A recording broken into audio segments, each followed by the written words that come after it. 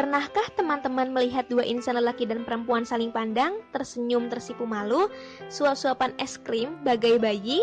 Jika pernah, dapat diduga mereka berpacaran. Lalu sebenarnya apa itu pacaran? Secara istilah, pacaran ialah bercinta atau berkasih sayang. Sedangkan menurut Kamus Besar Bahasa Indonesia, pacaran berarti hubungan yang terjalin antara wanita dan pria yang saling menyukai. Pada dasarnya rasa suka adalah hal yang normal karena tubuh kita menghasilkan zat alami yang bernama feromon, berfungsi untuk menarik perhatian lawan jenis. Hasil survei pada sebuah penelitian ke remaja menghasilkan bahwa ada beberapa alasan remaja berpacaran, antara lain kenalan lewat media sosial, di mana remaja biasanya saling puji, kamu cantik, kamu satu-satunya yang bisa membuat aku berubah, dan tidak mungkin mengatakan kamu jelek, gendut. Itulah penyebab remaja senyum-senyum sendiri saat memegang handphone.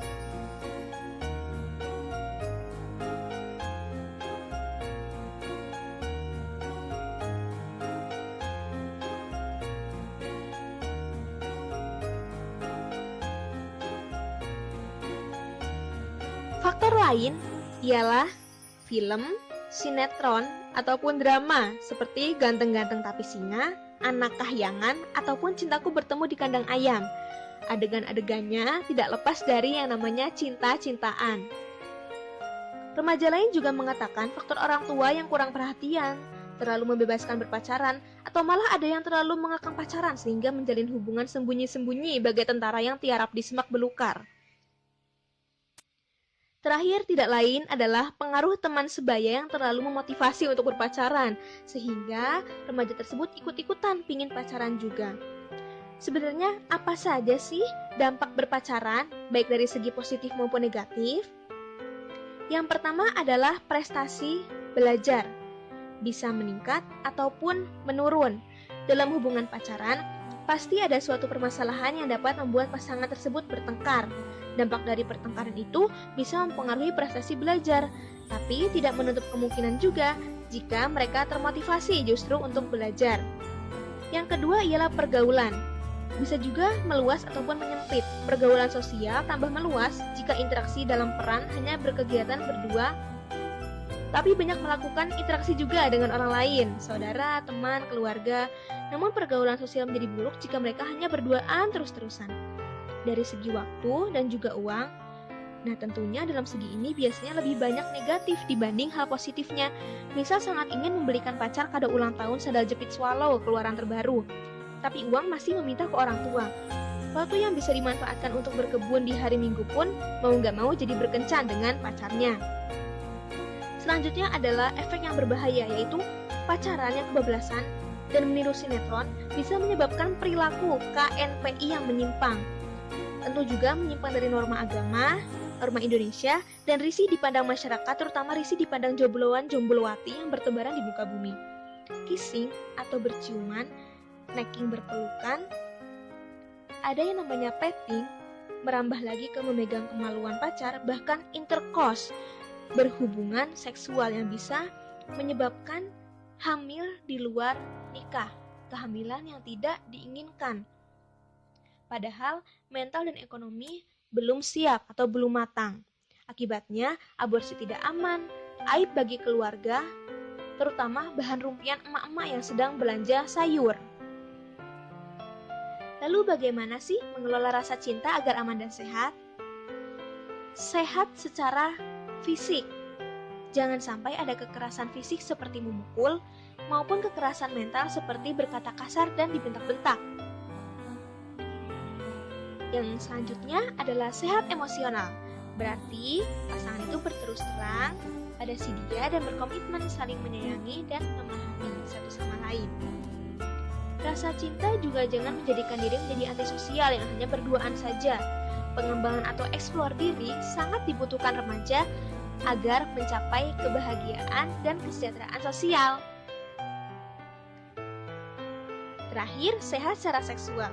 Setiap remaja berhak terhindar dari kekerasan seksual, seperti paksaan berciuman, paksaan berhubungan seksual di luar nikah, yang bisa menjadikan aborsi tidak aman. Di negara yang merdeka ini, cinta adalah kebutuhan. Namun, norma juga penting dipertahankan. Salam sehat remaja Indonesia.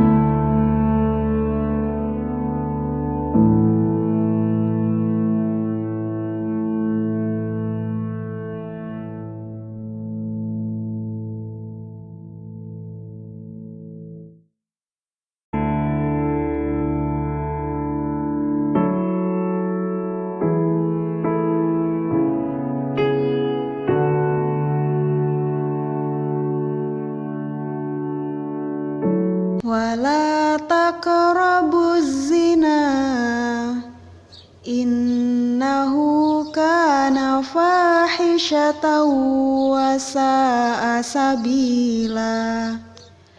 Dan janganlah kamu mendekati zina. Sesungguhnya zina itu adalah suatu perbuatan yang keji dan suatu jalan yang buruk. Dear Solihah, cukuplah surat Al-Isra ayat 32 menjadi ketegasan dalam pengharaman pacaran. Cukuplah kisah Ali bin Abi Thalib dan Fatimah Az-Zahra sebagai contoh bagaimana seorang muslim dan muslimah menjaga hati dan mengelola hawa nafsunya. Dear Solihah, jika daging babi saja kau enggan memakannya karena telah jelas keharamannya, bagaimana bisa engkau menghalalkan pacaran yang juga sudah jelas itu adalah jalan menuju zina dan akan dilipat gandakan azab untuk yang melakukannya.